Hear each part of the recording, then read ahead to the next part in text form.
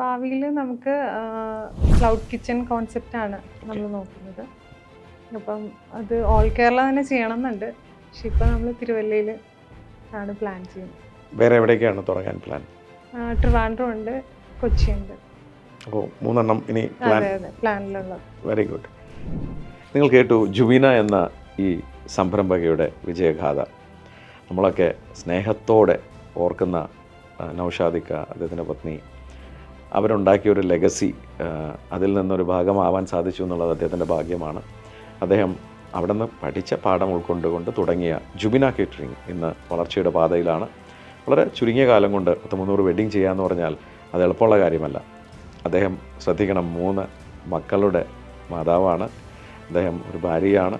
അതിനോടൊപ്പം തന്നെ കേറ്ററിംഗ് മേഖലയിൽ അധികം പേര് കൈവയ്ക്കാത്ത ഒരു മേഖലയാണ്. അതിലൊരു വനിതാ സംരംഭക നമ്മുടെ നാട്ടിലുണ്ടാവുക എന്ന് പറയുന്നത് നമുക്ക് അഭിമാനമാണ്. അദ്ദേഹത്തിൻ്റെ ഗുരുവിൽ നിന്ന് ഉൾക്കൊണ്ട പാഠങ്ങൾ ഉപയോഗിച്ചുകൊണ്ട് തന്നെ എളിമയോടുകൂടി കസ്റ്റമേഴ്സിന് നല്ല ക്വാളിറ്റിയോടുകൂടി പ്രോഡക്റ്റ് കൊടുക്കുകയും അതോടൊപ്പം തന്നെ നല്ല സർവീസ് കൊടുക്കുകയും ചെയ്യുന്നതുകൊണ്ടായിരിക്കണം അദ്ദേഹം വളർച്ചയിലെത്തിയത്. ഇത്തരം വനിതാ സംരംഭകരുണ്ടാവട്ടെ, നല്ല സംരംഭങ്ങളും നമ്മുടെ നാട്ടിലുണ്ടാവട്ടെ. കാര്യം ആഡംബരമാണെന്നൊക്കെ പറയുമെങ്കിലും നമ്മുടെ നാട്ടിൽ കല്യാണത്തിന് സദ്യ കൊടുക്കുക എന്നുള്ളത് നമ്മുടെയൊക്കെ ഒരു ആവേശമായൊരു കാര്യമാണ്. ആ സദ്യ ഉണ്ടാകാൻ പോയി അഭിപ്രായം പറയുക എന്നുള്ളത് അതിനേക്കാളും ആവശ്യമാണ് നമുക്കൊക്കെ. അപ്പോൾ ഇത്തരം നല്ല സംരംഭങ്ങൾ ഇനി ഉണ്ടാവട്ടെ.